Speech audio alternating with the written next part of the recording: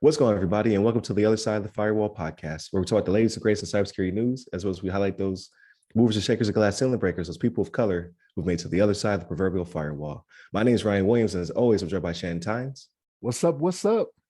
What's going on? Unfortunately, Levon can't make it this week, but he'll be back next week.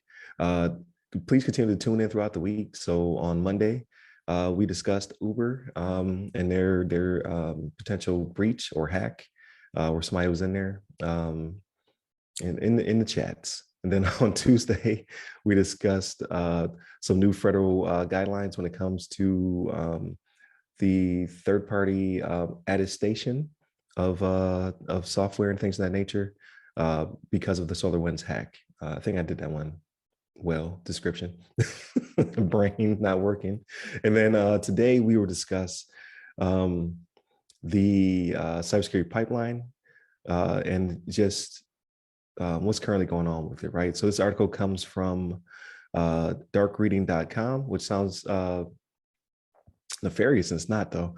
And the article is entitled "To Ease the Cybersecurity Worker Shortage, Broaden the Candid Pipeline." And it's written by Joshua Scott.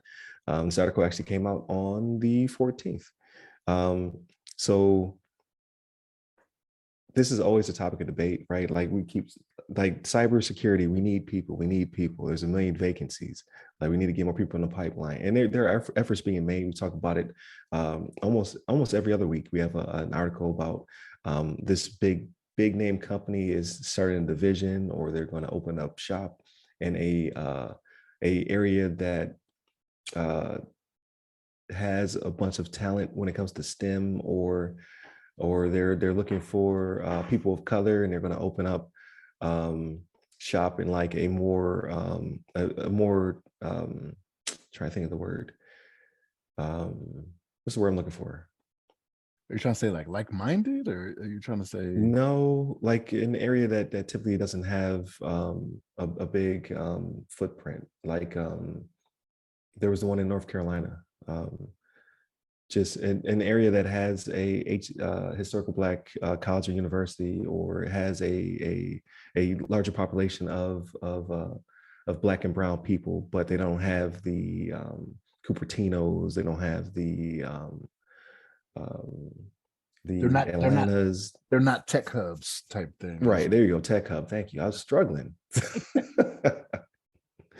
But yeah, so they're trying to open up shop in areas that don't necessarily have a big tech footprint, to acquire the talent, and then to not have to move them right to very expensive areas, and then they can recruit right there where the new division or the business is being opened. So there's definitely a huge effort happening from Apple and Google and Bell South and a few other. Microsoft there too, yeah. They're making humongous efforts, but that takes time, right? They have to put the money in first, and then they have to develop. In this article, you see the author is saying, well, there's plenty of talent. They just don't necessarily have degrees in the field, right? They might have experience, or might just have the aptitude to do the job. So why are we not pulling these people in, as opposed to in the past, like they've been looking, like you said, with offline. They're looking for unicorns, right? They're looking for people who have decades of experience and a master's in the field and all the above.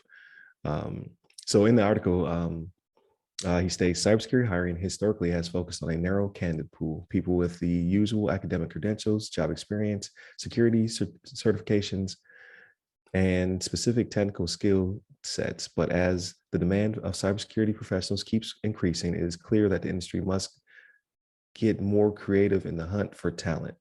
So we see it right now. We see people moving over from law. We have people who are lawyers. I've seen pilots and flight attendants, masseuses, people who are just coming straight out of high school, people who are in the middle of college, switching their majors and what have you. I see a humongous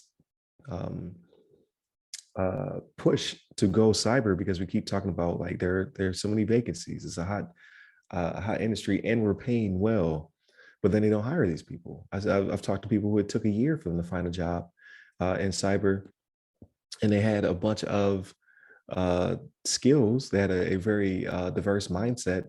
Um, and these are the people of color that you're looking for. But then you're like, well, I need 10 years experience, or I need 5 years experience. And I just don't get it.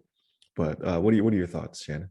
So yeah, I mean, I had something I was going to get to, but to piggyback off what you said, because you actually brought this up before, even when you were talking about different people you were getting for like Ask Assist P, different questions you were getting and things like that about the people changing professions. And it is good to look out there, right? So like when you mentioned pilots, nurses, things of that nature, just think of, if you think about what they have to do in their jobs they currently have, they have to worry about reacting on a dime or reacting quickly in emergency situations, right? And that could be the same thing for cybersecurity, right? Like all of a sudden, whatever monitoring tool you're using, right?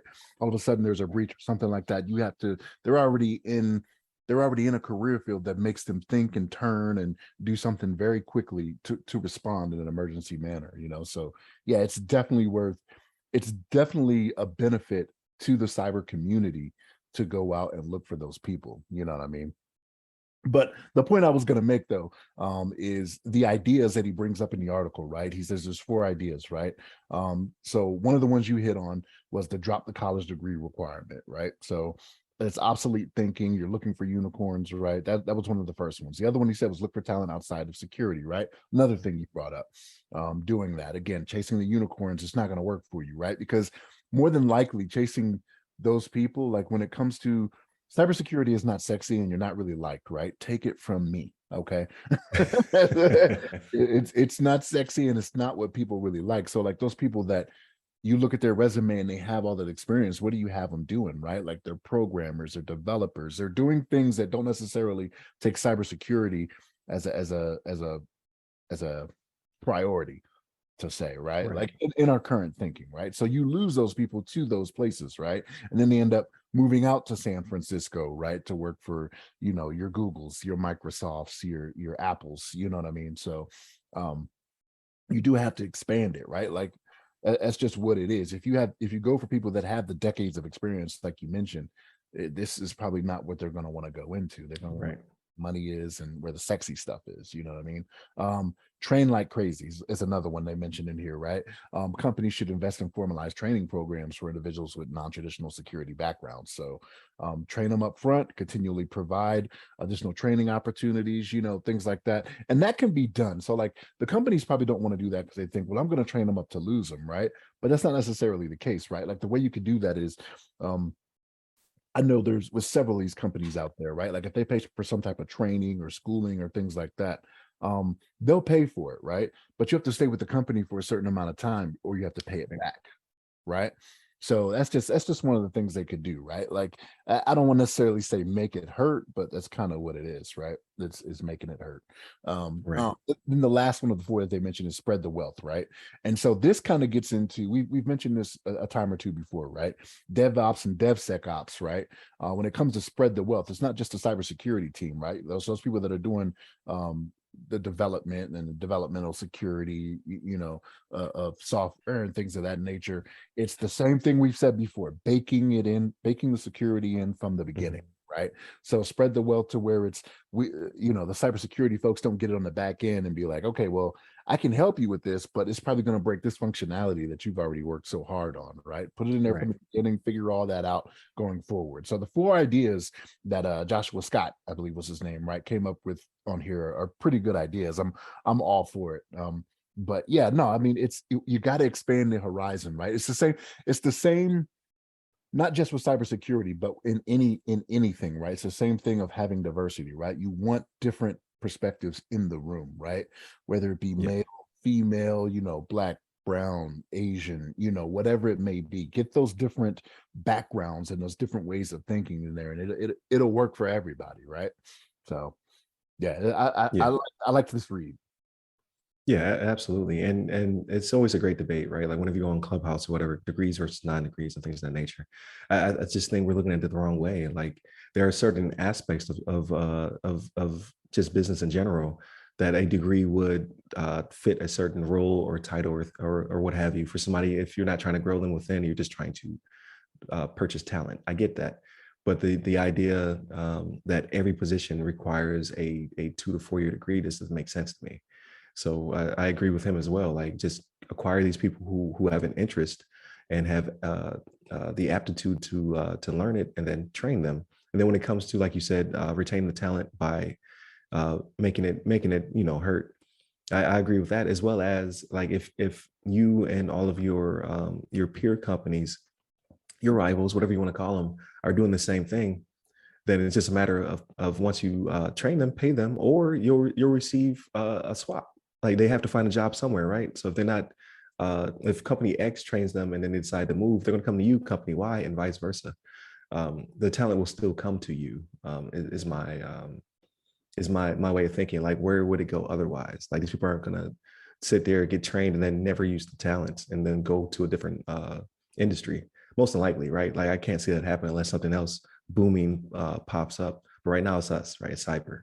So go ahead and spend the money. And if you treat them fairly and you make it an environment they want to stay, they may not leave just off of just the environment itself, right? Like, all money isn't good money, as they would say.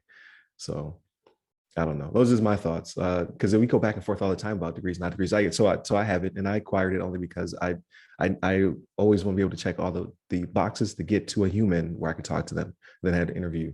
But I know plenty of people who have gotten into the industry without degrees, right? They just have been around doing the work for a while. But now we need to open up the floodgates a little bit more and get those people who don't have practical experience, but they do have the intelligence to pick it up, and then to start doing the job immediately. But just my 2 cents. Definitely a great discussion. Hopefully we get another one of these in next week when Levon comes back, so we can fight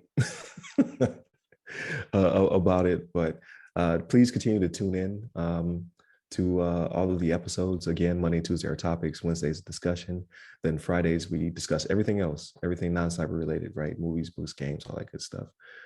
Hit up all of our websites. They go by the podcast name. And you can hit me up personally. I'm at RY Security Guy. That's RY Security Guy. I'm on Twitter, Clubhouse, and LinkedIn. And Levon can be found at Levon Maynard on the Twitters, as he would say. Stay safe, stay secure.